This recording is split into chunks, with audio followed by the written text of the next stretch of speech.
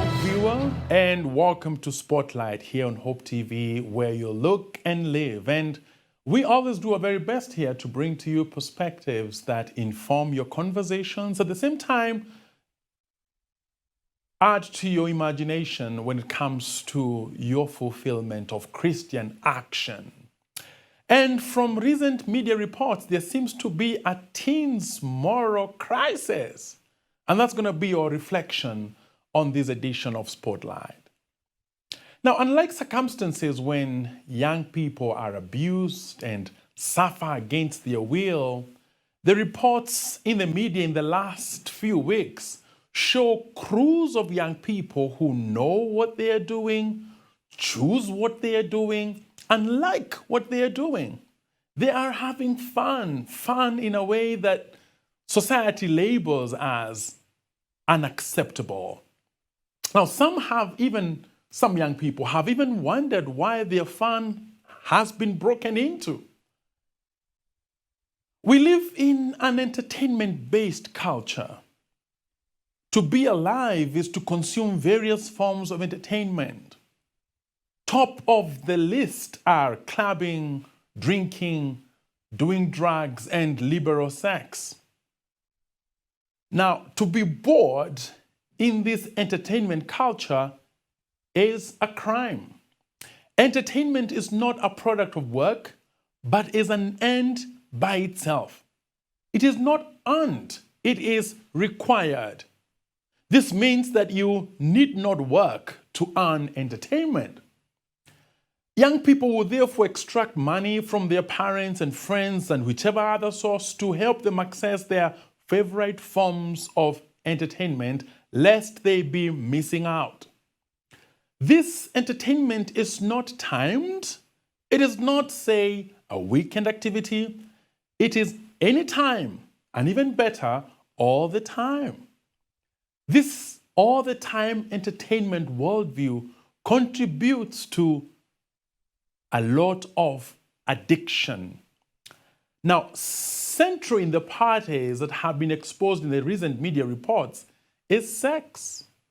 Culturally speaking, sex is no longer the elephant in the room. It is actually a small room in the elephant.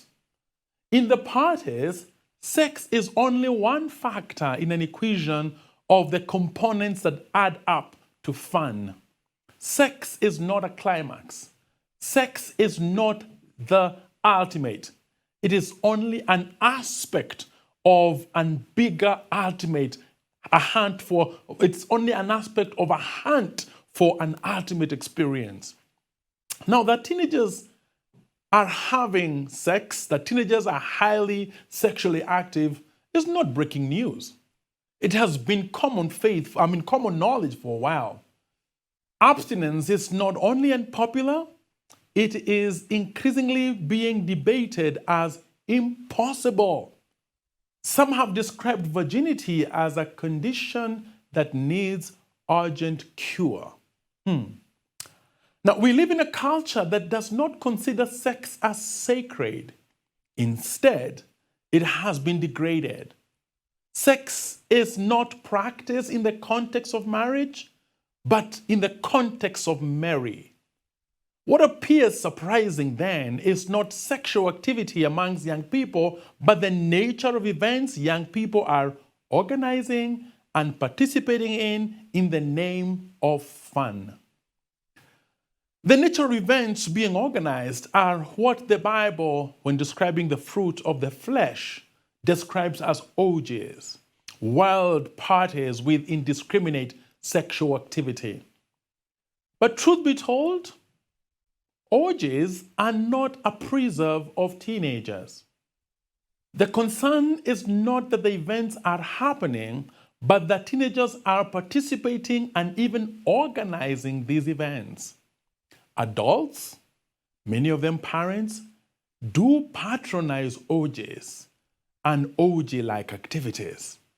This is reflected in the prevalence of cheating spouses, the wide demand for pornography, and widespread mainstreaming of sexual perversions, including those described in Romans chapter 1 as humans who exchanged natural relations for unnatural ones. The prevalence of consumption of pornography has redefined the meaning and boundaries of sexual morality. While parents continue to tiptoe around the issue of sex at home, the teens are past toying with the idea and are already accustomed to it. Homes are not the only sources of influence in the lives of teenagers. In this information age, some informers are investing heavily in selling fun combos. This commercialization of liberal fun, selling wild fun to young people. And they are making an investment, these fun peddlers are making an investment that does not compare to that which the parents are putting in raising their children to stay in the narrow path. Are young people victims? Yes and no. They are victims to the extent that their immediate home environment does not pay enough attention to them. They are victims to the extent that they are taken advantage of. They are victims to the extent that they have been brought up in dysfunctional spaces. But to the extent that this wild living is a choice they make amongst other options at their disposal, they are totally responsible for their choices. What could seem risky to others is mainstream for them. Fingers have been pointed at parents and parenting.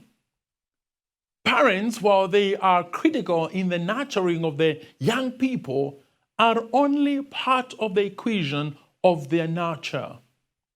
Some parents have taken responsibility and are willing to rediscover the ancient paths and attend to their children, even though it is very difficult to attend to them at a later age, at a grown-up age. Others express what we can call the Helplessness Syndrome, where they claim that the children of these days are out of control. Now take note of that phrase, the children of these days.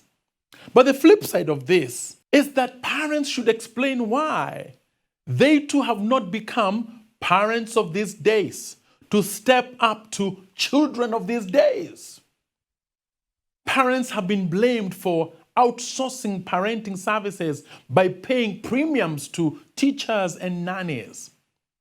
Parents have, some of them, displayed what we can call a shock factor. They got children, but they didn't think that children are all that work.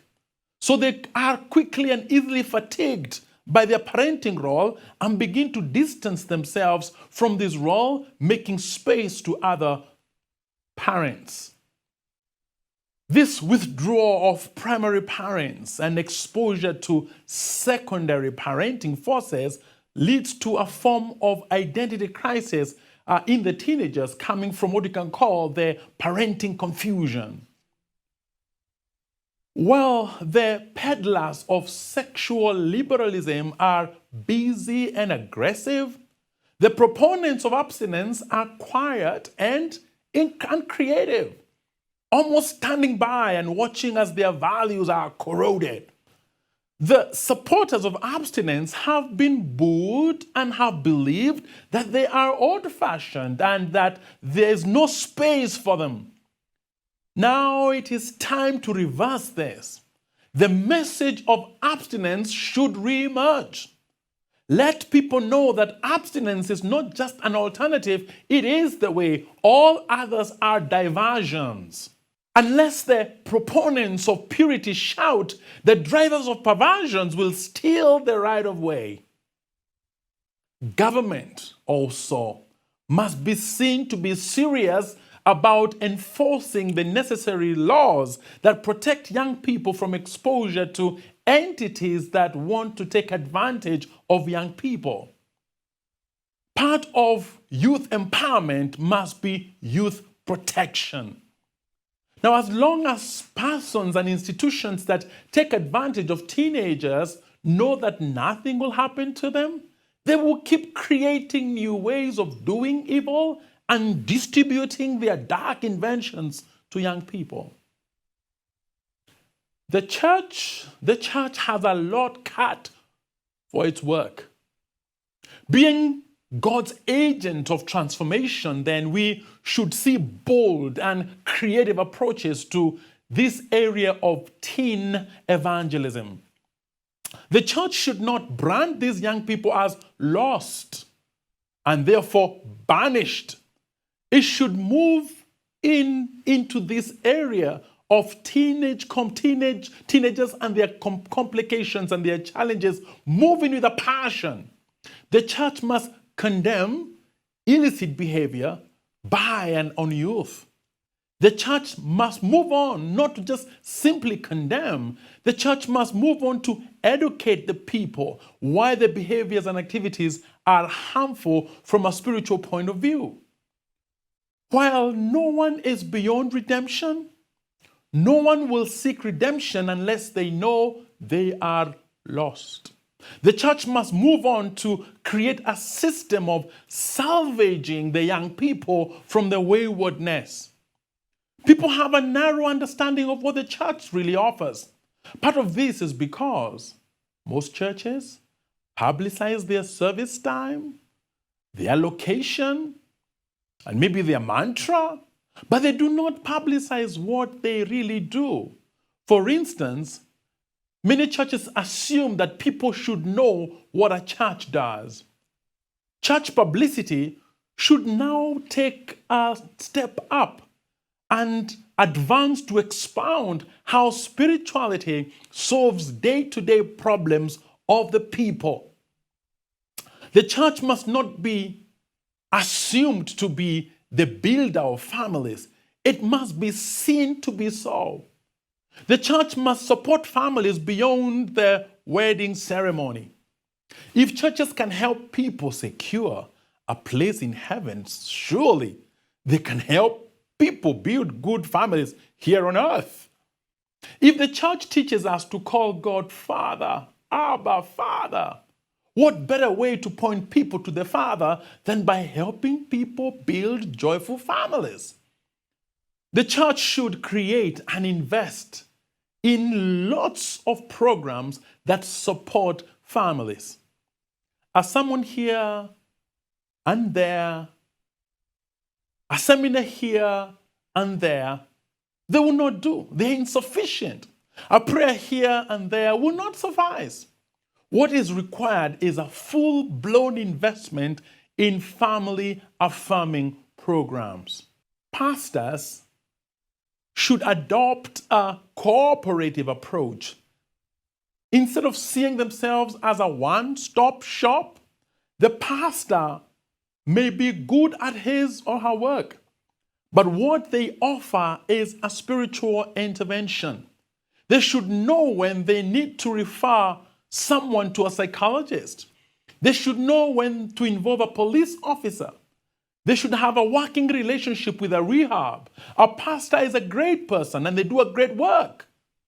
But often, truth be told, the pastoral skill is not enough to bring the salvation that is required.